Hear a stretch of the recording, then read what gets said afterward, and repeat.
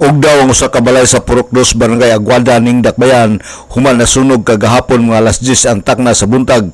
Ang buhatan sa Bureau Fire Protection ang nakadawat og tawag mahitungod sa usa ka sunog nga nahitabo sa may Camino Street Barangay Aguada gikan sa usa ka humil mahinay mga alas 10:32 ang takna. Human nila nasayran ang maong hitabo, dali kini nga girespondihan ug sa paghidangat sa bumbero dako na ang kalayo ug halos ugdaw na ang maong balay. Ang maong balay mix sa kahoy ug simento ug totally damaged ang maong panimalay.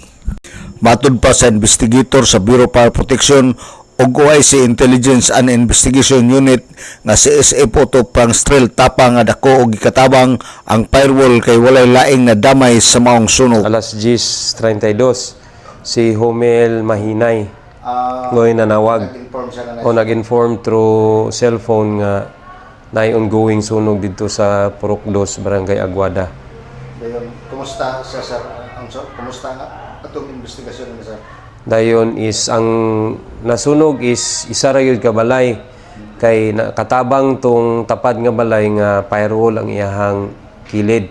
So wala kayo siya naka-spread sa ubang balay. At the same time diri pod sa pika side niya sa left side kuanra kanang bakante siya nga lote. So wala gyud siya nakadamay sa ubang balay. So siya ra gyud. Oh, siya ra gyud nasunog. So totally kuan gyud siya? Totally born good siya. Oh, totally damaged. Wala. Unsa ba yung classes balay? Kuan siya, mix of concrete o kanang kuan light materials dayon kuan na pod siya. 40 years, above 40 years old na ang balay. Dugay-dugay na pod siya. CSF Otto Prangstrel tapa sa Bureau Fire Protection. Samtang igo na lang namunit sa mga sanina nga sobra sa gikaon sa kalayo si Ruben Itom ang tagiya sa panimalay og walay bisan usa nga nabilin sa iyang mga butang og tapot sa lawas ra ang iyang nadala sa maong sunog kay niadtong higayonan nakalakaw na siya og ang iyang anak ang nabilin. Og sa iyang pagbalik na og daw na ang iyang balay dako ang iyang pagduda nga kuryente ang hinungdan.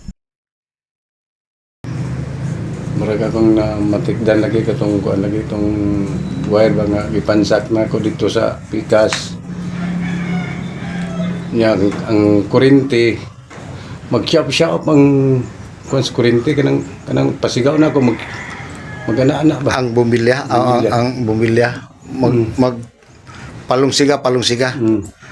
So imong una-una na murag nay kuan na hinungdan pangitaon lagi kay ang cost dito ako naman gipa-check up dire na dito kuno sa gawas ilang gi ayo wala nang kiyap-kiyap karon sa nimo nabatikdan nga murag mo dugay-dugay na mga gipayon ako kadua sa Muirsi agi napayo nimo. Saro sa orasan ni nagsugod ng sunog. Igo ra gyud paglakaw. Usa mga atong kung gaisano. Wala tao dire. Kisa kauban mo dire. Akong anak kanya naman sa gawas akong anak nag-cellphone. Wa siya kabantay. Wa siya kabantay. Di nakatawag ka mo kuan dayon. Bumbero. Wala pag-abot na ko diri wa na. Wala na. So ang naabtan sa bumbero gamay na lang. Wa na gyud. Puro kahoy ni niya sir, sir. Sudali ra. Dali ra kayo kay puro nang Wa mo nadala nga inyong mga butang? Wala tanan, wala. Nao, tanan sunog. Pati rip na ko, TV na kong duwa. Sunog. Si Ruben Itom tagiya sa panimalay nga nasunog. Sa pagkaroon padayon pa ang investigasyon kalabot sa mga sunog, dako ang pagduda sa Bureau Fire Protection nga linya sa kuryente ang hinungdan. Ang naitabo kagahapon mao ang ikalima nga sunog sa 2026. Nagpahimangno ang Bureau Fire Protection nga magmatngon ang matag usa og dili pasagdan ang mga gadget nga naka-charge magbuntag. Alang sa DXDD Radio Kampana ang radyo sa Simba, WD45 Dudong Bargamento, muduyog sa ika-75 nga jubileo sa simbahan sa Archdiocese sa Osamis, Danag, Sarakbayan.